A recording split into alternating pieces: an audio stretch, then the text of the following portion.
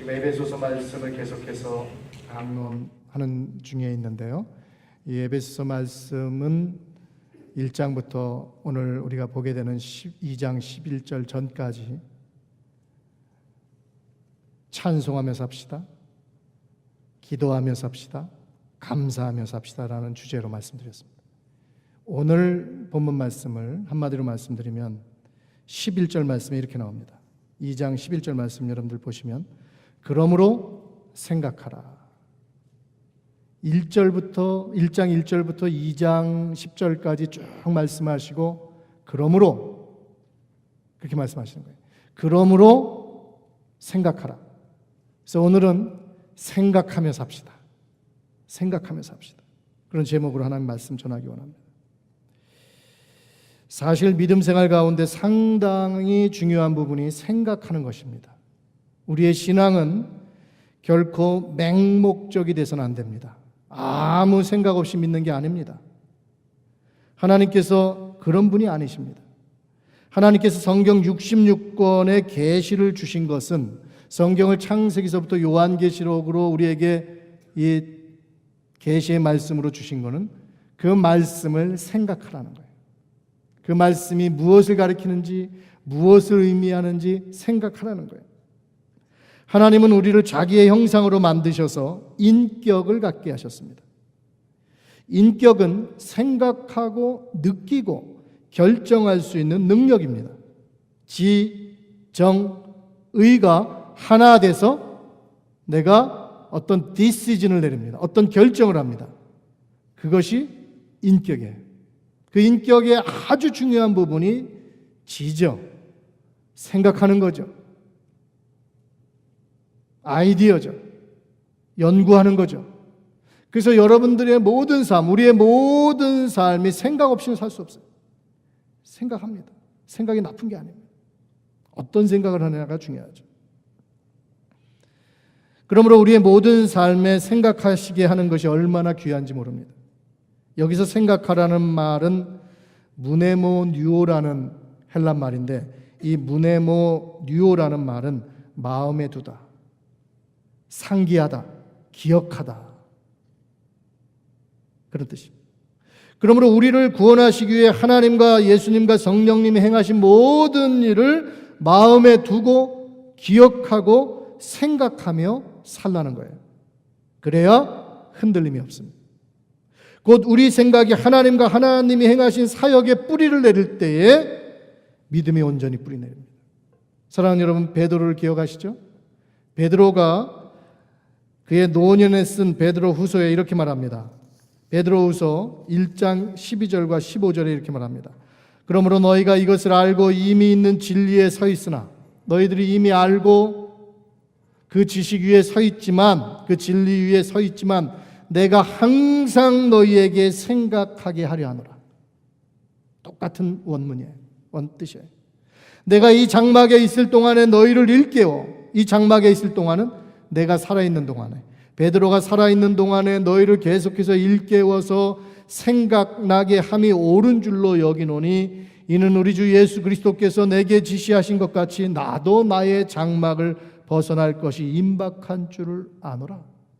내가 이제 육신의 장막을 떠날 건데 내가 육체적인 종말을 맞이하기 전까지 여러분들이 계속해서 생각하는 삶을 살기 원한다는 거예요. 그러면서 내가 힘써 너희로 하여금 내가 떠난 후에라도, 심지어 내가 떠난 후에라도, 내가 죽은 후에라도, 내가 이 장막을 벗어난 후에라도 어느 때나 이런 것을 생각나게 하려 함이라. 이 세 구절에서 세 번에 걸쳐서 생각나게 한다, 생각해야 된다, 생각나게 하려 한다, 심지어 내가 떠나도 생각해야 된다. 여러분, 사실 베드로가 떠나고 바울이 떠나도 베드로와 바울은 잊어도 돼요. 잊혀져도 돼요. 그러나 베드로와 바울이 전한 복음은 잊혀지면 안 돼요. 목사는 사라져도 돼요. 목사는 잊혀져도 돼요. 그러나 목사를 통해서 증거한 하나님의 말씀, 하나님의 진리는 여러분들이 잊어버리시면 안 돼요. 늘 생각하시면서 살아야 돼요. 바울이 지금 그 얘기를 하는 거예요. 그러면 무엇을 생각하며 살아야 됩니까? 잘못된 생각이 아니라 바른 생각을 하며 사셔야 되는데 그것이 무엇입니까? 바울 사도가 바로 이 말씀을 하는데 오늘 아침 이 말씀을 증거하기 원합니다. 첫째로 그리스도 밖에 있는 것이 무엇인지 생각하라는 겁니다. 12절 말씀 보시면 그때에 너희는 그리스도 밖에 있었고 이렇게 얘기합니다. 그때가 언제예요? 허물과 죄로 죽었던 때죠. 그때에 너희는 그리스도 바깥에 있었고 그러므로 그리스도 바깥에 있었던 때를 기억하라는 건데 그러면 그리스도 바깥에 있었을 때가 어떠한 상태였다는 거예요? 6가지로 얘기하고 있어요. 6가지로. 첫째는 육체로는 이방인이다. 유대인이 아니고 너희들은 이방인이었다. 에베소 사람들이 이방인이죠. 유대인이 아니죠.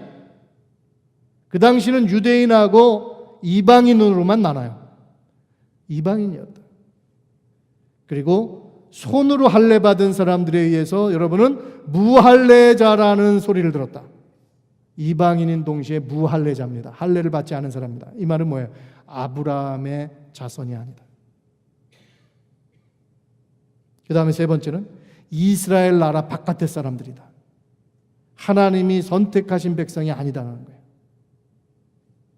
그리고 약속의 언약들에 대해서 하나님이 아브라함에게 약속을 주셨는데 그 약속의 언약들 바깥에 있는 외인이다. 약속과 상관없는 사람들이다. 다섯 번째는 세상에서 소망이 없는 자들이었다. 예수 안에서 소망을 가져야 되는데 예수 바깥에 있기 때문에 세상에서는 자기의 인생의 계획이 있고 비전이 있지만 하나님 앞에서는 소망이 없는 사람이에요.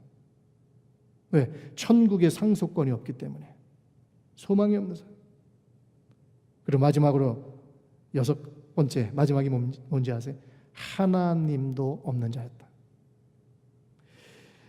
에베소 교회 사람들이 그리스도 바깥에 있을 때 육체로는 이방인이요 무할례자요 이스라엘 나라 밖의 사람이요 약속의 언약들의 외인이요 세상에서 소망이 없는 자요 하나님도 없던 사람들.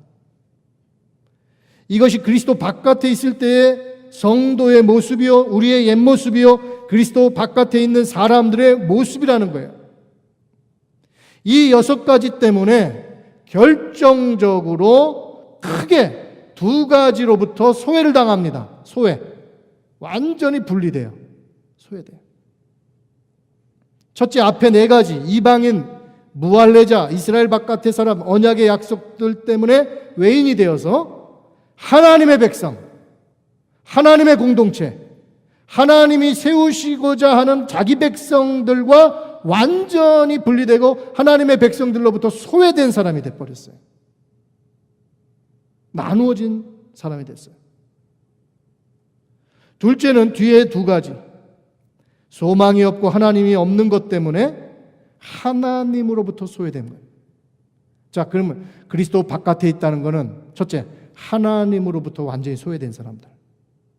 하나님과 관계가 없는 사람들. 두 번째는 하나님의 백성과 완전히 분리되어 있는 사람들. 그게 그리스도 바깥에 있는 사람들의 소외요, 분리요, 형편이에요. 사랑하는 여러분, 성경은 분명히 그리스도 바깥에 있는 이러한 사람들에게 한마디로 말씀드리면 세상에 소망이 없는 사람이다. 여기서 소망이 없다는 것은 하나님으로부터 오는 언약의 복을 전혀 받을 수가 없다는 거예요. 죽은 이후의 문제를 해결받을 수 없다는 거예요. 에베소서의 용어로 말씀드리면 하늘의 상속권하고는 전혀 상관없는 사람이라는 거예요. 하늘의 상속권이 없는데 이 세상에서 무슨 소망으로 살겠어요? 그 사람은 이 세상이 단 줄 알고 이 세상에서 더욱 탐심하게 되고 이 세상에 미련을 갖게 되고 이 세상에서 아둥바둥하면서 살 수밖에 없는 거예요. 그리고 모든 걸 다 모았지만 결국 갈 때는 아무것도 가져갈 수가 없어요. 욥이 뭐라 그랬어요? 욥은 동방의 의인이요 동방의 아주 훌륭한 자로서 얼마나 많은 부자인지 몰라요. 부유함을 다 갖고 있었어요. 근데 하나님 그를 치실 때 내가 적신으로 왔으니 적신으로 가리라. 붉은 몸덩어리로 왔기 때문에 갈 때도 붉은 덩어리로 하나만 갖고 가는 거예요. 가져갈 수 없어요. 그러므로 그리스도 바깥에 있는 사람들의 인생은 덧없는 겁니다. 의미를 부여할 수는 있겠죠. 그것도 현세에서의 존귀한 삶이죠. 그러나 궁극적으로 그리스도 바깥에 있는 사람들에게는 하늘의 상속권이 없기 때문에 소망이 없는 거예요. 그걸 모르니 문제죠. 성경이 그걸 분명하게 말씀하고 있습니다.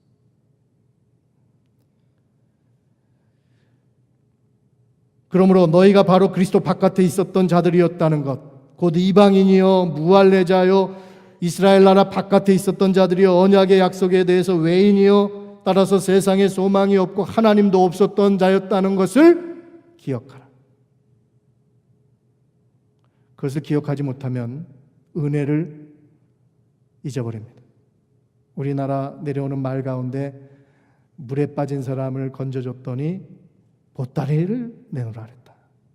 보따리 달라 그러는 거는 뭘 잊어버린 거예요? 물에 빠졌던 상황을 잊어버린 거예요. 그때는 보따리가 생각납니까? 우리가 하나님 그리스도 바깥에 있을 때 우리의 형편이 어떤지 분명히 아셔야 되고 그거를 늘 생각하면서 살라는 거예요. 그거 잊어버리면 안 돼요. 두 번째는 무엇을 생각합니까? 그리스도 안에 있다는 것이 무엇인지 생각하라는 거예요. 13절 말씀 보십시오. 이제는 전에 멀리 있던 너희가 그리스도 예수 안에서 그리스도의 피로 가까워졌느니라.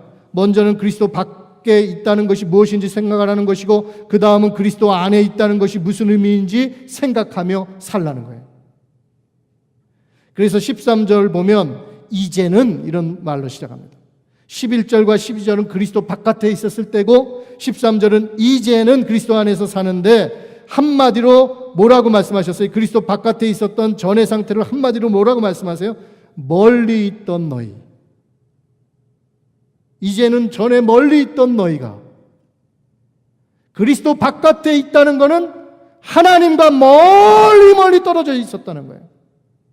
하나님의 백성과 멀리 떨어져 있었다는 거예요.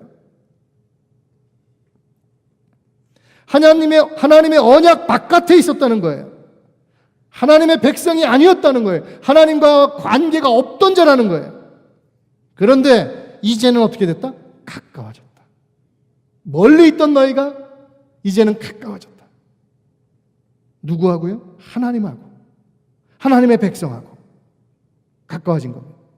그런데 그냥 가까워지는 것이 아닙니다. 무엇 때문에 가까워집니까? 바로 그리스도의 피 때문에. 예수의 피 때문에, 예수의 보혈 때문에 가까워졌다는 거예요. 이 말은 그리스도의 피가 아니면, 예수의 보혈이 아니면 절대로 우리가 하나님과 가까워질 수 없다는 거예요. 오직 예수의 보혈로, 예수의 피로 가까워집니다.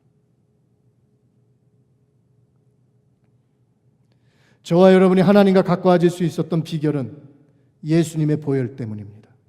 예수님의 피가 아니면 절대로 우리 하나님하고 가까워질 수 없어요. 여러분 미국하고 한국하고 왜 이렇게 가까워요? 링컨 기념관 앞에 가시면 베트남 전쟁 기념해놓은 벽화가 있고 또 우리 한국 전쟁 기념물이 있잖아요. 거기 보면 미군이 한국 전쟁 때 가가지고 거의 5만 명? 그 정도의 엄청난 숫자가 전사했어요. 부상은 또 얼마나 많이 당했어요. 그래서 동맹이 혈맹이 된 거예요. 피로 맺은 동맹이 된 거예요.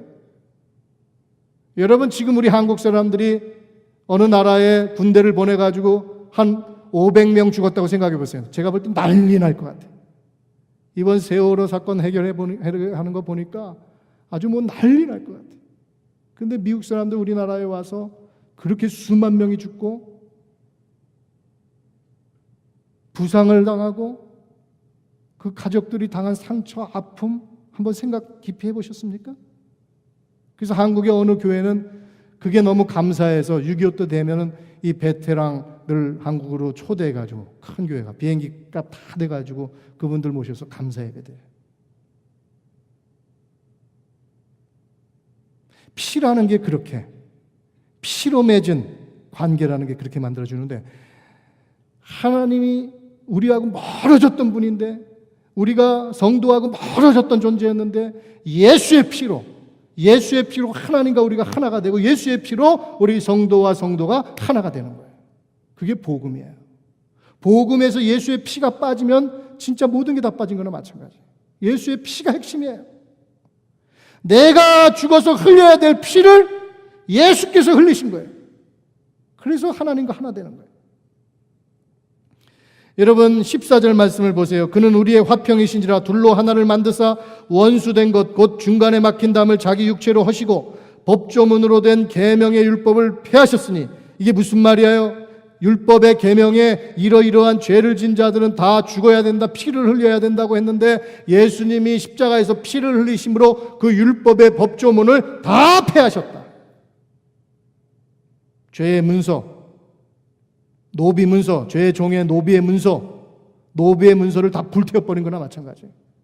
우리가 다 죄의 종의 문서를 갖고 있었는데 그 문서를 다 주님이 불태워버렸어요. 그래서 우리를 자유케 하신 거예요. 그게 성도예요. 그래서 이 둘로 자기 안에서 한 사람을 지어 화평하게 하시고, 또 십자가로 이 둘을 한 몸으로 하나님과 화목하게 하려 하심이라 원수된 것을 십자가로 소멸하시고, 이처럼 하나님과 원수된 것, 유대인과 이방인이 원수된 것을 화해하게 하기 위해서 예수님이 십자가에 죽으신 거예요. 중간에 막힌 담을 누구도 할 수 없었는데 주님이 하신 거예요. 그래서 이제는 하나님과 우리가 하나가 되는 것이고, 유대인과 이방인이 그리스도 안에서 하나가 되는 겁니다. 여러분 잘 보세요. 그리스도 밖에 있는 옛사람은 절대로 화해할 수 없는 사람입니다.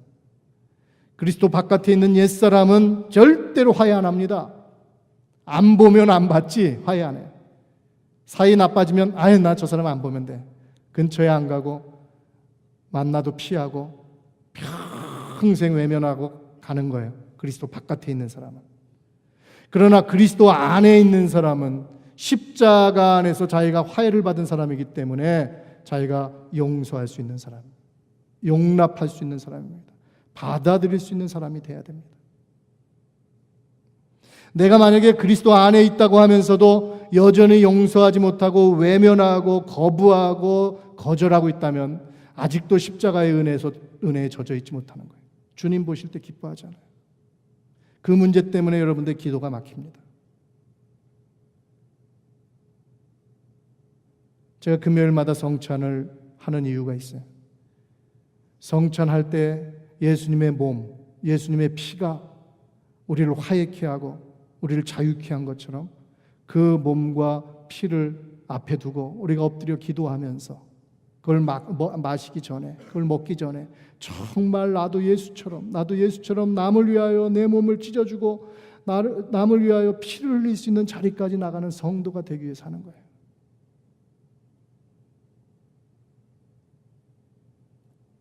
진정한 그리스도인이라면 원수까지 사랑해야 됩니다. 기독교의 최고봉은 원수까지 사랑하는 겁니다.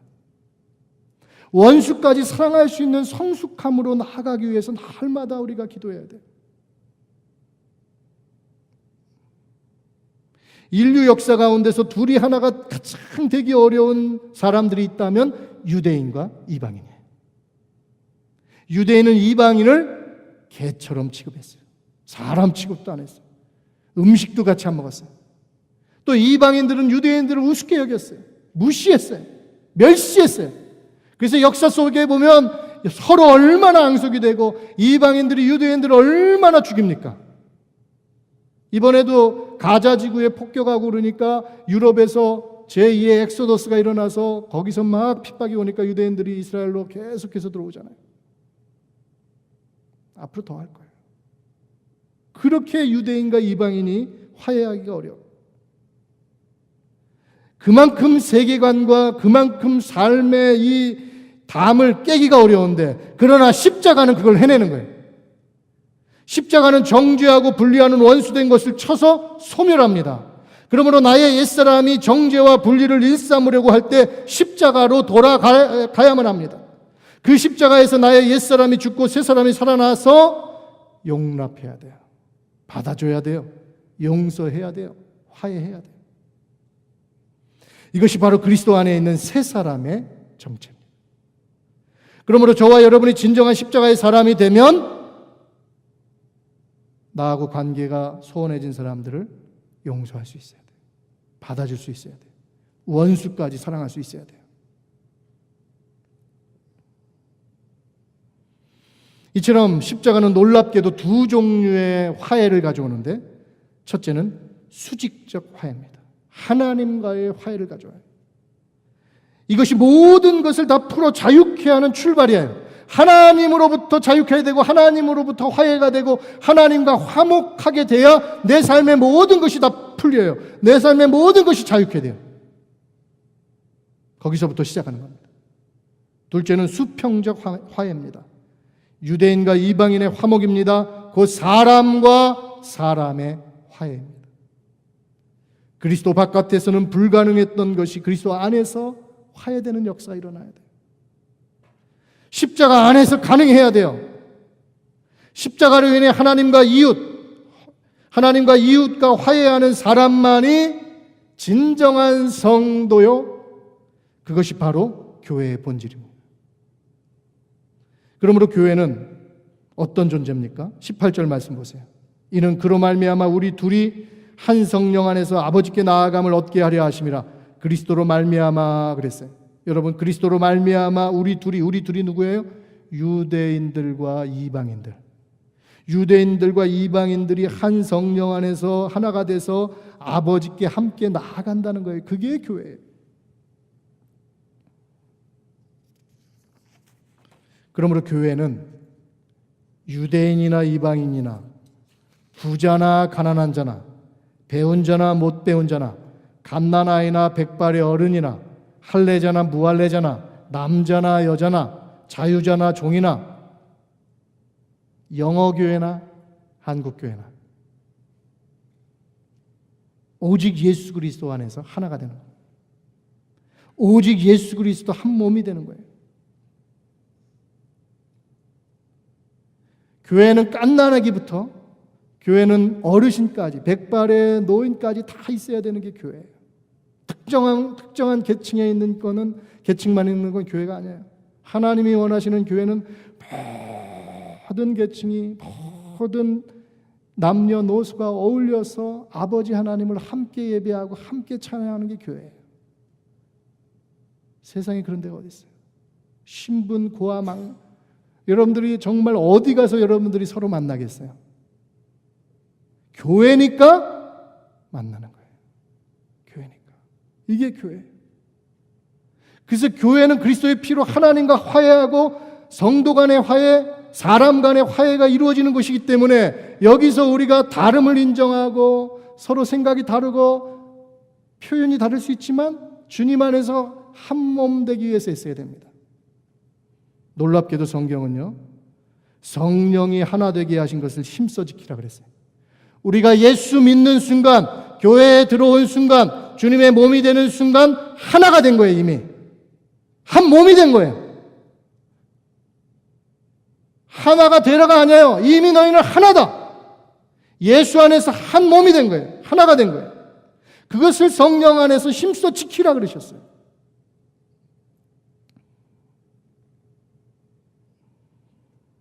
우리의 생각은 자신 안에 형성된 세계관과 경험의 한계를 뛰어넘기가 쉽지 않습니다. 그래서 구약에서는 요나가 그걸 못 뛰어넘었죠. 그래서 이스라엘 민족 넘어서 니느웨 성의 백성들한테 회개를 외치고 언덕에 올라가서 멸망하길 기다렸어요. 근데 하나님이 오히려 그들을 구원했죠. 그때 요나가 원망합니다. 하나님, 저들을 왜 치지 않습니까? 저 성에 좌우를 분별하지 못하는 자가 12만 명이 있는데 요나의 가치관이 하나님의 선지자임에도 불구하고 세계관이 갇혀 있었어요. 뛰어넘지 못하고 있었어요. 구약에서는 요나가 그랬고 신약에서는 베드로가 그랬어요.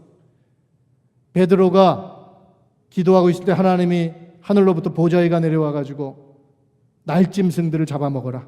하나님, 나는 이제까지 이런 거를, 이 더러운 거를, 부정한 걸 먹어본 적이 없습니다. 먹을 수 없습니다. 3번이나 내려와서 먹어라. 내가 깨끗하게 한 것이니까 먹어라. 무슨 말인지 이해를 못했어요. 그러다가 바깥에서 문을 두드리죠. 고넬료라는 사람이 보내가지고 하인이 와서 문을 두드리니까 같이 가서 그 고넬료 이방인을 하나님이 구원하시기 위해서 자기 눈을 열어주는 걸 본 거예요.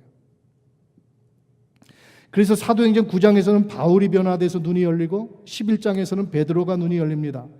2장에서 그가 성령, 오순절 성령을 체험한 사람이에요. 오순절 성령을 경험했는데도 11장 가서도 아직도 눈이 닫혀 있어요. 유대인들만 구원한다고 생각했어요, 하나님이. 베드로가 11장에서 베드로의 눈이 더 한 번 열린 거예요. 그래서 이방인들을 받아들이는 거예요. 그래서 고넬료의 집에 가서 하나님 말씀을 전할 때 성령이 임했다 그랬어요. 말씀 선포할 때 성령이 임해서 그 가족이 다 세례받고 주님께로 돌아와서 한 가족이 되잖아요. 그래서 베드로가 변화되고 바울이 변화돼서, 만약에 베드로가 변화 안 됐으면 초대 기독교는 둘로 나눠져서 갑니다. 베드로 중심의 유대 기독교, 그다음 바울 중심의 이방 기독교. 그런데 하나님이 다 두 사람의 눈을 열어주심으로 예루살렘 중심의 교회와 이방 중심의 교회가 하나가 되는 거예요. 초대교회가 하나가 된 이유가 바로 거기 있는 거예요. 베드로의 눈이 열리고 이방의 눈이 열리고. 여러분, 우리 CCC하고 우리 LWC가 두 교회입니까? 한 교회입니까? 퀴즈입니다. 두 교회입니까? 한 교회입니까? 확신이 없으셔요. 두 교회입니까? 한 교회입니까? 할렐루야! 한 교회예요. 두 교회로 생각하는 분은 잘못 생각하시는 거예요. 아직 눈이 안 열린 거예요. 한 교회. 한 교회. 제 오른팔하고 왼팔이 있는데 이 오른팔하고 왼팔이 한 몸입니까? 두 몸입니까? 한 몸이죠. 한 몸에 오른팔 왼팔이 있죠. 똑같은 거예요. 절대로 두 교회로 생각하지 마세요. 한 교회. 한 교회.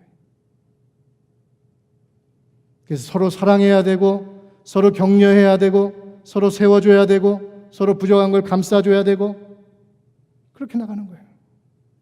그게 교회예요. 너는 우리랑 다르다. 그거는 잘못된 거예요. 교회가 아니에요, 그건. 교회는 한 몸이고 하나예요. 하나 된 걸 힘써 지키라고 그랬어요. 그래서 격려하고 세워주고 감싸고 같이 가야 되는 거예요. 세 번째로 무엇을 생각하라 그럽니까? 그리스도 안에서 우리가 누구인지를 생각하라. 첫째는 그리스도 바깥에 있었던 존재인 너희들을 생각하고, 두 번째는 그리스도 안에 있는 너희들을 생각하고, 세 번째는 그리스도 안에서 너희가 누구인지 생각하라. 19절 말씀 보십시오. 그러므로 이제부터 너희는 외인도 아니요 나그네도 아니요 오직 성도들과 동일한 시민이요 하나님의 권속이라.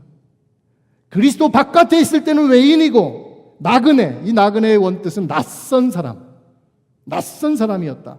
그런데 이제는 성도들과 동일한 시민이요 하나님의 권속이라 그랬습니다. 여러분, 우리가 한국에 살 때는 시민권에 대해서 별로 생각 안 합니다. 그냥 한국에서 태어나서 자라서 한국 대한민국 국민이니까 주민등록증 받고 생활하는데 지장이 없어요. 근데 미국에 와서 살면 시민권에 대해서 절실히 느끼죠. 시민권을 피부로 느끼죠. 그러니까 이민 와서 사는 분들이 신앙을 더 깊이 깨달을 수 있는 게 많아요. 할렐루야? 아멘 안 하시네. 할렐루야. 예, 우리에게 이 이민자의 삶이 얼마나 복인지 몰라요. 이민이라고 생각하지 마세요. 이게 다 하나님 건데 하나님 걸 누리면 되지. 자꾸만 이민 그러면은 정말 이민 온 것 같아. 근데 여기서 사는 것이 하나님이 주신 그 분복을 누리는 거라고 생각하면 여러분이 주인공이에요. 주류 사회로 그렇게 들어가려고 그러지 마세요. 여러분이 주류예요. 왜 나는 마이너리티라고 늘 그렇게 생각하면서 삽니까? 내 인생에 하나님 안에서 내가 주인이지. 하나님 백성인데. 근데 여기 보세요, 오늘. 시민이라는 것은 그 나라의 자유와 평등 가운데 모든 의무를 행합니다. 시민이 그냥 시민이 아니에요. 자기의 의무가 있어요. 의무를 행하고 또 모든 권리를, 시민으로서의 모든 권리를 누립니다. 그 누구도 시민의 권리를 침해하지 않습니다. 이 지상의 시민도 그런데 하물며 하나님 나라의 시민은 어떠하겠어요? 지난번 에베소서의 용어로 얘기하면 하나님 나라의 상속권을 우리에게 주신 거고, 지금 또 2장에서는 하나님 나라의 시민권을 너에게 주셨다. 어떻게 하나님이 우리에게 그렇게 표현을 하시려고 하시는지. 상속권을 줬고 시민권을 줬다. 미국의 시민권도 좋은데, 미국의 시민권도 중요한데 삶에 있어서 하나님 나라의 시민권을 줬다. 그걸 묵상해 보세요. 그 다음으로 뭐라 그래요? 하나님의 권속이 되게 하셨다. 권속은 하나님의 집의 가족이 되게 하셨다는 거예요. 권속은 하나님의 집의 가족이라는 말이에요. 하나님이 아버지가 되시고 예수님이 맏아들이 되시고 맏형이 되시고 우리가 그의 형제가 돼서 공동상속자로 한 가족이 된 거예요. 그게 교회, 그게 하나님 나라예요. 그러므로 예수의 십자가의 피가 얼마나 놀랍게 우리를 변화시키는지 아셔야 돼요. 이방인이요, 무할례자요, 이스라엘 나라 밖의 사람이요, 약속의 언약들에 대해서는 외인이요, 세상에는 소망이 없는 자요, 하나님도 없는 자였던 우리의 신분이 완전히 하나님 나라의 시민으로 하나님의 가족으로 변화된 거예요. 성도가 누구예요? 하나님 나라의 시민이요, 하나님의 가족이에요. 상속자예요. 그게 성도의 이름의 뜻이에요. 그러므로 아무개 성도님 하면 그 성도라는 말에 전율이 오셔야 돼요. 아, 내가 장로 돼야 되는데, 내가 목사 돼야 되는데, 그게 아니라 아무개 성도, 그 성도라는 말에 은혜 받는 여러분 되시길 주님의 이름으로 축원합니다. 성도라는 말이 얼마나 귀한 말인지. 교회가 타락하면 성도가 맨 하층 계급이 되는 거예요. 제대로 된 교회는 성도라는 그 이름 때문에 우는 거예요. 그 성도라는 이름 때문에 감격하는 거예요. 그게 제대로 된 교회예요.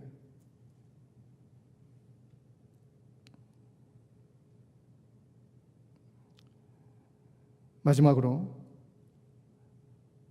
무엇을 생각해야 됩니까? 그리스도 안에서 우리의 방향을 생각해야 됩니다.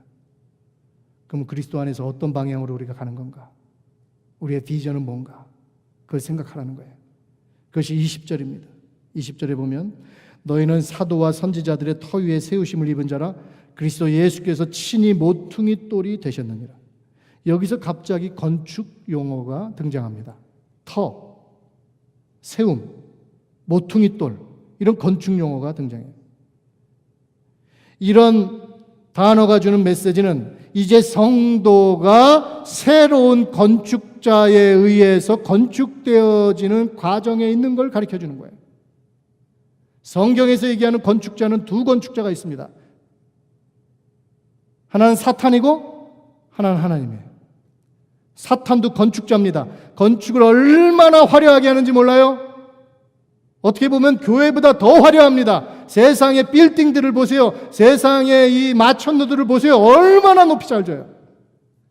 그게 어디 나와요? 요한계시록에 나와요. 큰 성 바벨론. 거기서 무역이 이루어지고 거기서 장사가 이루어지고 거기에 음녀가 앉아서 사람들의 영혼을 산다 그랬어요.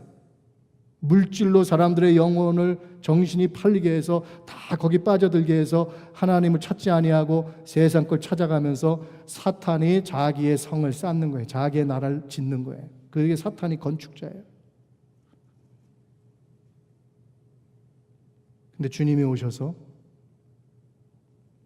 그 건축이 잘못됐다는 것을 가르치시고 복음을 가르치시고 땅의 가치가 아니라 하늘의 가치를 가르치니까 사탄의 앞잡이 노릇했던 대제사장과 바리새인들이 예수님을 십자가에 죽이죠. 성경은 예수님을 뭐라고 표현합니까? 건축자가 쓸모가 없어서 버린 돌이다 그랬어요. 왜? 세상에서는 예수님의 가치, 예수님을 쓸 수가 없어요. 세상의 건축 재료하고는 예수님과 달라요. DNA가 달라. 그러니까 세상의 건축으로는 탐심과 욕심과 이런 모든 정욕과 이런 걸로 세상을 건축해 나가야 되는데 예수님은 그게 아니니까 세상으로부터 버림받는 거예요. 그래서 건축자가 버린 돌이 됐어요. 세상에 누구도 어떤 사람이든지 예수님을 다 외면했어요. 그래서 버림받은 돌이 됐어요. 그 버림받은 돌이 떨어졌는데, 십자가로 추락했는데, 그 돌을 코너스톤으로 삼아서, 그 돌을 머릿돌로 삼아서 하나님이 거기에 건축을 시작하시는 거예요. 세상의 가치관하고 전혀 다른 가치관으로, 세상의 기초하고 전혀 다른 기초로 새로운 건축을 시작해요. 제가 다음 주에도 오후에 이 설교할 겁니다. 교회가 뭔지. 교회의 시작은 버림받은 예수님. 지난번 설교에도 내가 얘기했어요. 이거 너무 중요합니다. 버림받은 예수님의 돌, 산돌이신 그리스도, 그 돌이 기초석이 되고 그 돌 위에 선지자와 사도들의 터가 세워지고 거기에 저와 여러분이 한 돌 한 돌 한 돌 같이 상합하고 연락하고 세워져서 요한계시록 21장에 새 예루살렘 성으로 세워지는 거예요. 그게 하나님이 건축하시는 새로운 건물이에요. 그게 교회입니다.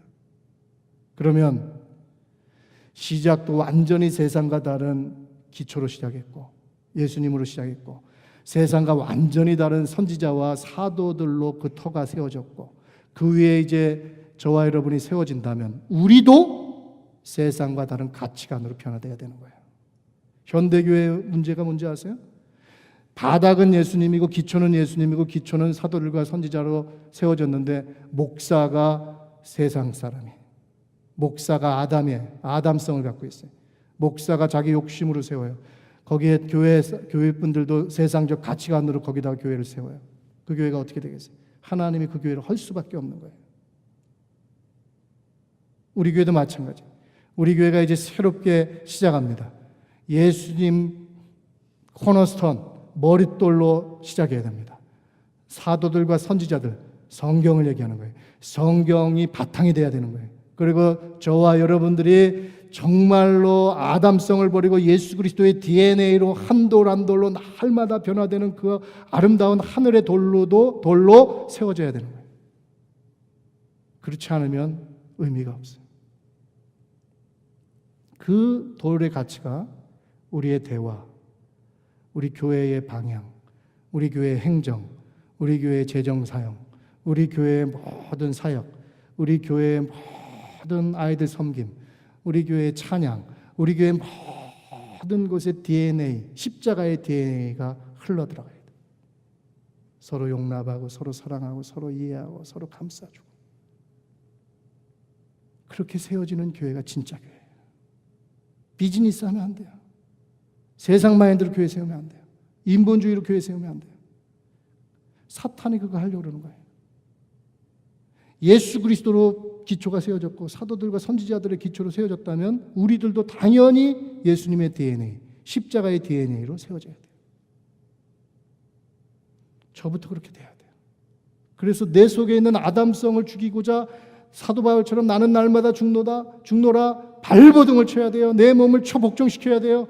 목사가 욕심이 나오지 않도록 욕심을 날마다 십자가에다 버려야 돼요. 그래서 저는 기도해요. 하나님, 제가 변화되면, 제가 변질되면 저를 데려가세요. 지상에 남겨두지 말고 그냥 그 자리에서 혈압도 높은데 그냥 데려가세요. 구차하게 여기서 교회를 이상하게 만들고 개인의 몰리에다 살다가 하나님 앞에 가면 뭐예요? 차라리 빨리 가는 게 낫지. 그 대신 지옥은 보내지 마시고 천국으로 데려가시고. 그러니까 저와 여러분도 교회를 섬길 때 십자가가 없이 교회를 섬기면은 거긴 분열밖에 없어요. 십자가가 있으면 어떤 위기도 서로 사랑하고 극복할 수 있어요. 할렐루야? 그렇게 만들어 가야 돼요. 십자가.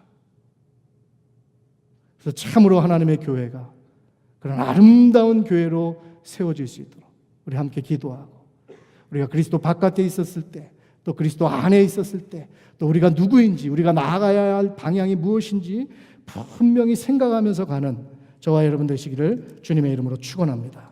그래서 21절 22절 마지막 읽고 마칩니다. 여기 보면 모퉁이 돌이 되셨느니라 그의 안에서 건물마다 서로 연결하여 주 안에서 성전이 되어가고 그렇죠. 우리가 다 연결되어 있어요. 그래서 주 안에서 성전이 되어가고 너희도 성령 안에서 하나님이 거하실 처소가 되기 위하여 그리스도 예수 안에서 함께 지어져 가느니라.